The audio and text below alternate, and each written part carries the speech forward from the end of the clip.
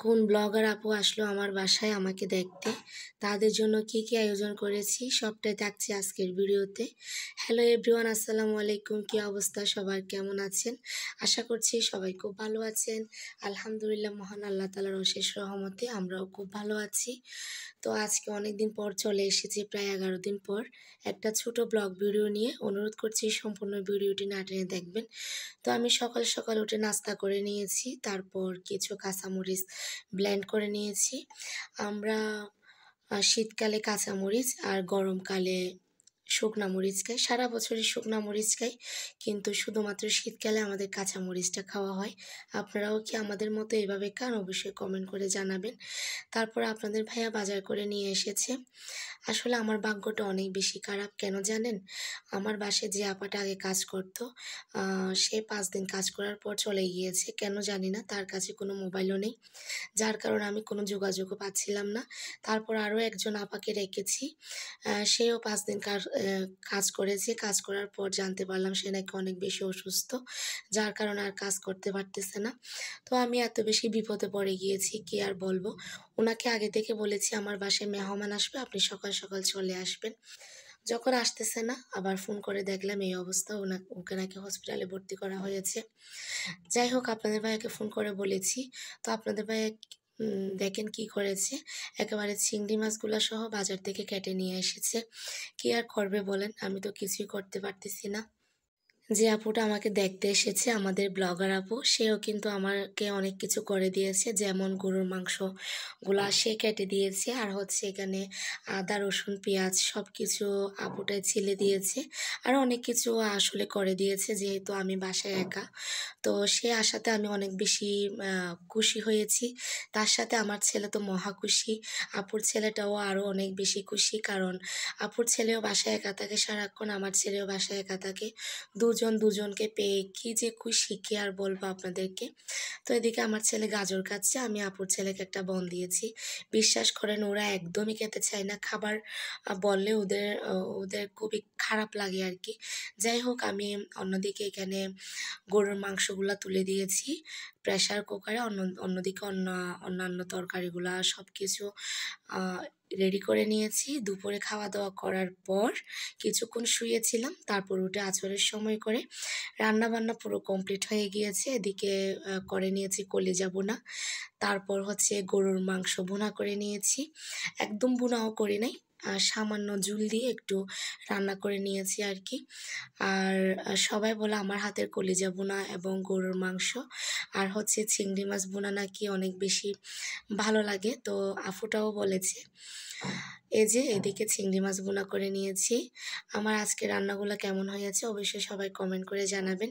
আর অন্যদিকে হচ্ছে দেশি মুরগি চুলায় দিয়ে দিয়েছি, এগুলো হয়ে যাবে খুব তাড়াতাড়ি। আসলে আমি শুধু আপু না, আপু যেহেতু এসেছে, আমি আরও কয়েকজন মেহমানকে আসতে বলেছি। আমার বাসার পাশে আর কি একটা ভাবি, সে চলে যাবে চট্টগ্রামে। এই বাসা ছেড়ে দিয়ে ওখানে বাসা নেবে। তো ওদেরকেও আসতে বলেছি। আর আমার একটা ভাবি আছে, আমার যা, সেও আসবে। তো সবাই আসবে, রাত্রে খাওয়া দাওয়া করব, অনেক মজা করব এই আর কি। তো দেখেন মাগরিবের পর হয়ে গিয়েছে, আমি সব কাজকর্ম কমপ্লিট করে নিয়েছি। একটু পর আমার মেহমান চলে আসবে। তো আমি বাদ বাকি আরও কিছু টুকটাক কাজ ছিল, যেমন ডিম সিদ্ধ করা, তারপর হচ্ছে মাছ ফ্রাই করা, সেগুলো করে নিব এখন।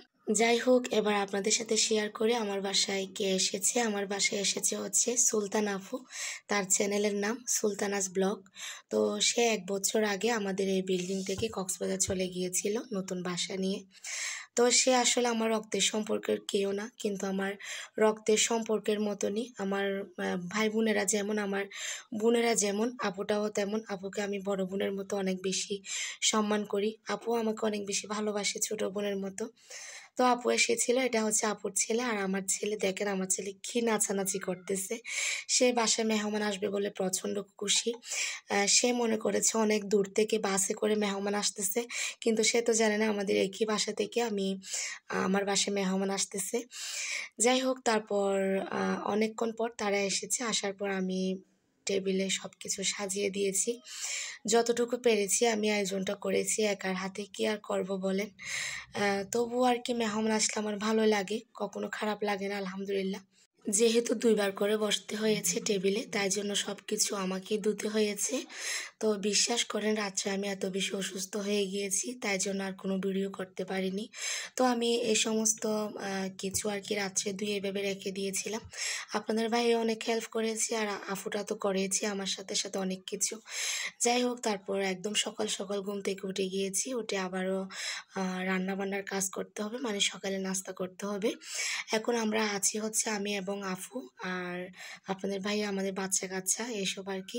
তো আপনাদের ভাইয়াকে বলেছি, "আপনি সকাল, সকাল বাইরে যাইয়েন না, আমাকে কিছু কাজ করে দেওয়া লাগবে।" তো আপনাদের ভাইয়া উঠে টেবিলের সমস্ত কিছু গুছিয়ে নিয়েছে। যেগুলো ঢুকিয়ে রাখবে সেগুলো ঢুকিয়ে রেখেছে, আর যেগুলো রান্না করে রাখবো সেগুলো রান্না করে আর কি রেখে দিয়েছে। উনি আসলে আমাকে সবসময় সমস্ত কাজে অনেক বেশি সহযোগিতা করে, এই আর কি। তো আমি আর আফু অনেক গল্প করতেছিলাম। তো সকালে তেমন কিছু করা লাগেনি, যেহেতু আগে থেকে সব করা ছিল। ফ্রিজে রেখে দিয়েছিলাম, সেখান থেকে বের করে খেয়ে নিয়েছি। আর হচ্ছে আফুটা ১ বছর পর আমার বাসায় এসেছে। আমি অবশ্যই মাঝখানে আফুটার বাসায় গিয়েছিলাম। আসলে সবসময় না রক্তের সম্পর্ক শুধু সম্পর্ক না, আত্মার সম্পর্ক অনেক সময় এত বেশি কাছের হয়ে যায়, এত বেশি আপনজন হয়ে যায়, আম আমরা বুঝতেও পারি না। যাই হোক, আমরা নাস্তা করার পর কিছু দই এবং রসমালাই বের করে নিয়েছি, এগুলা খাবো। আপনাদের ভাইয়া খাওয়ার পর বের হয়ে গিয়েছে, তারপর আমরা খেয়েছি। এই আর কি। আজকের ভিডিওটা কেমন লেগেছে অবশ্যই কমেন্ট করে জানাবেন। সবাই ভালো থাকবেন, সুস্থ থাকবেন। আমার জন্য একটু বেশি, বেশি করে দোয়া করবেন।